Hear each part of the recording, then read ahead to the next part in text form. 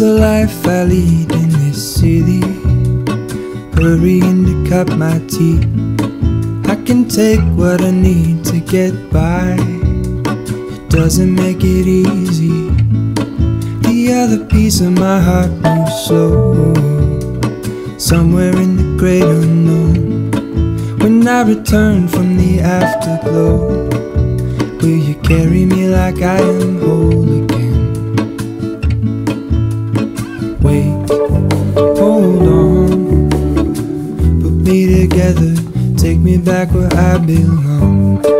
I want it all, I had a feeling but the feeling is all gone. Živijo, jaz sem Klara, za vse tiste, ki me ne poznate. Trenutno živimo v kombiju z mojim možem Klemnom in psom Piknikom. Že prej sem pa v preteklosti zelo veliko potovala in vse te videe, vloge najdete na tem YouTube kanalu. Če se pa še niste, se pa še subscribejte. Okay. Danes se bomo pogovarjali o vse bolj popularni temi in to je o digitalnem nomadstvu. Jaz bi danes delila z vami zgodbo, zakaj se mi zdi, da je bil tako pomemben trenutek v mojem življenju, da sem jaz digitalni nomad. Začnimo kar na začetku in sicer jaz sem začela delati za enega, rečemo poslovneža, že kakšne 3 leta nazaj. To je bil moj prvi online gig in s tem sem jaz v bistvu tudi nekako prišla v svet dela online, dela nadaljavo. Jaz sem za njega iskala Airbnb, lete, na Amazonu stvari, urejala sem kakšne osebne podatke, ful stvari sem urejala, takih raznih. Veliko ljudi me vpraša, kakšno znanje pa moraš imeti, da si recimo virtualni asistent, kot se temu reče. In jaz bi rekla, da za mojo specifično nalogo sem bila jaz perfect match, zato ker sem imela en širok nabor znanj. To pomeni, da sem bila dobra v iskanju letalskih kart, glih prav sem znala recimo malo španščine, da sem mu pomagala, ker je živel takrat v špansko govorečih državah in podobno. Seveda so vrste virtualnih asistentov različne, tako da je ful odvisno, kaj neko delovno mesto zahteva. Recimo nekateri virtualni asistenti se ukvarjajo specifično z Excel tabelami in številkami. Jaz zato ne bi bila primerna, ker nimam pojma. Tako da ja, tam je bil moj začetek in potem sem v bistvu začela, ko sem bila še v tujini, v Hondurasu, delati tudi za Refuzel nadaljavo. Njim sem pomagala z ful različnimi stvarmi, od nekih WordPress stvari, urejanja fotografij, vseh nekih online taskov, ki so jih želeli outsourcati, torej predati nekomu, ker njihova ekipa ni imela časa za to. No, delo nadaljavo za Refuzel je trajalo potem, mislim, da 1 leto, tudi ko sem jaz prišla nazaj v Slovenijo, sem še vedno delala za njih, moj obseg dela se je razširil in spet, če se pogovarjamo o tem, kakšne skille sem jaz imela za to točno pozicijo. Nisem ne specializantka WordPressa, nisem, ne vem, ful dobra v nekih programih, ki so jih oni uporabljali. Imela sem pa nek nabor veščin, ki so zelo prišle prav.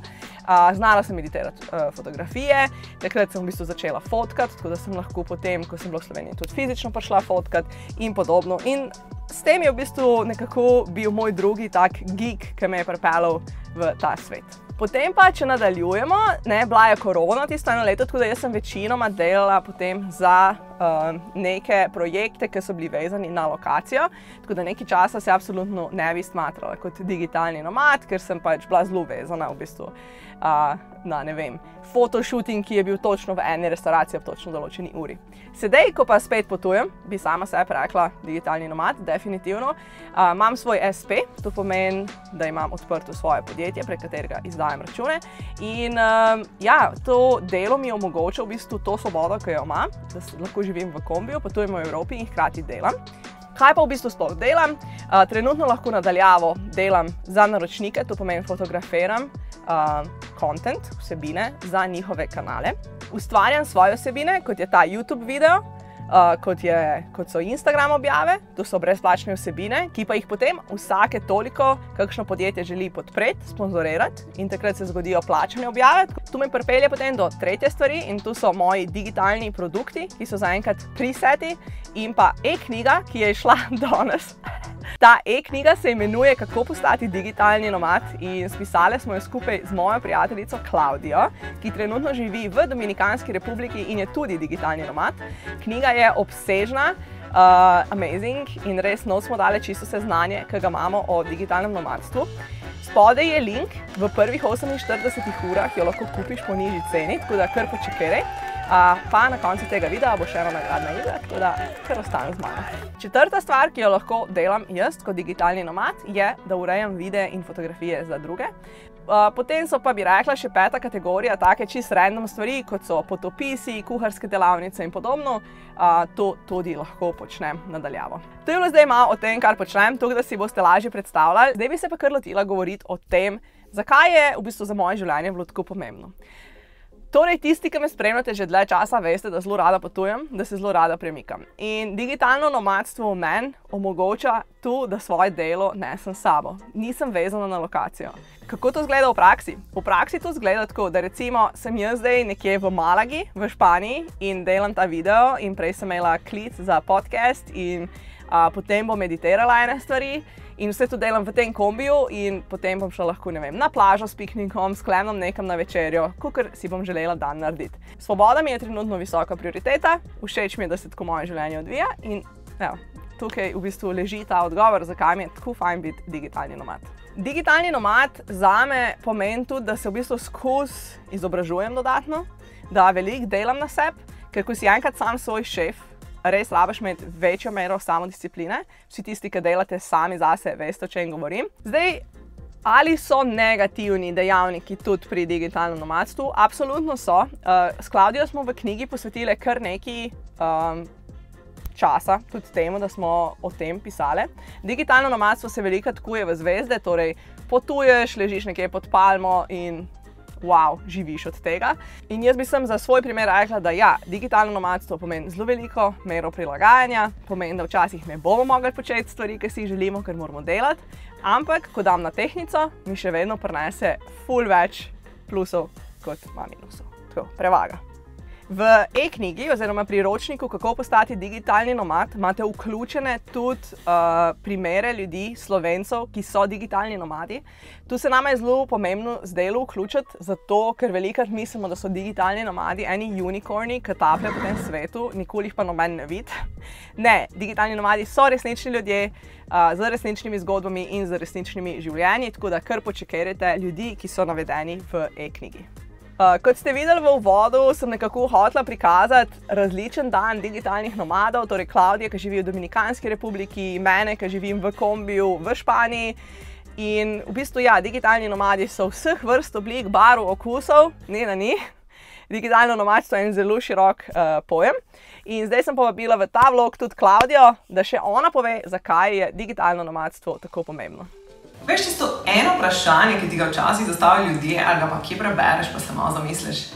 Kaj je tista ena stvar, ki če je ne boš naredil, boš za zmeraj v lifeu obžaloval?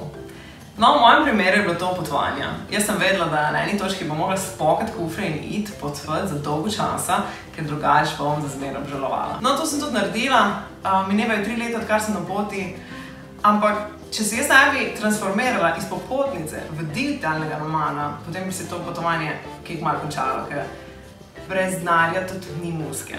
In ravno digitalno nomadstvo je tisto, ki meni omogoča, da še vedno po 3 letih nadaljujem svojo pot. Še vedno živim v tujini, naberam še več dogodivščin, še več izkušenj in živim življenje, ki sem si ga vedno želela.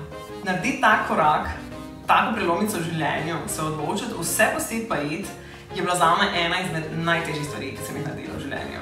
Ampak z največjo zagotovostjo in prepričanostjo trdim, da je bila tudi najboljša odločitev v življenju do sedaj.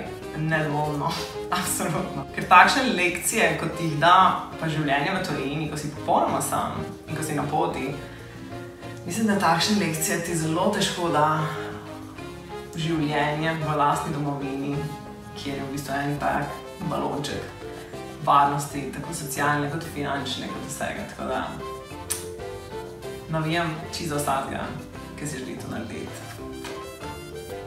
Evo, in s tem bi jaz kar zaključila ta vlog. Če imate kakšno vprašanje, napišite spodaj. In seveda pa nisem pozabila na nagradno igro. Torej, za nagradno igro podarjamo s Klaudijo eno e-knjigo oziroma priročnik Kako postati digitalni nomad. Vse, kar moraš narediti, je, da v komentar zapišeš, zakaj si želiš postati digitalni nomad in kaj je prva destinacija, ki bi jo obiskal oziroma obiskala na tem svetu kot digitalni nomad. Nagrajenca oziroma nagrajenko izžrebam čez 5 dni, tako da stay tuned in ful sreče vsem.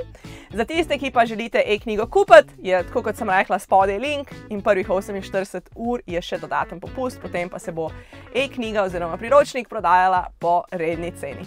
Lepo se imejte, ful hvala za ogled tega videa in se vidimo, čau!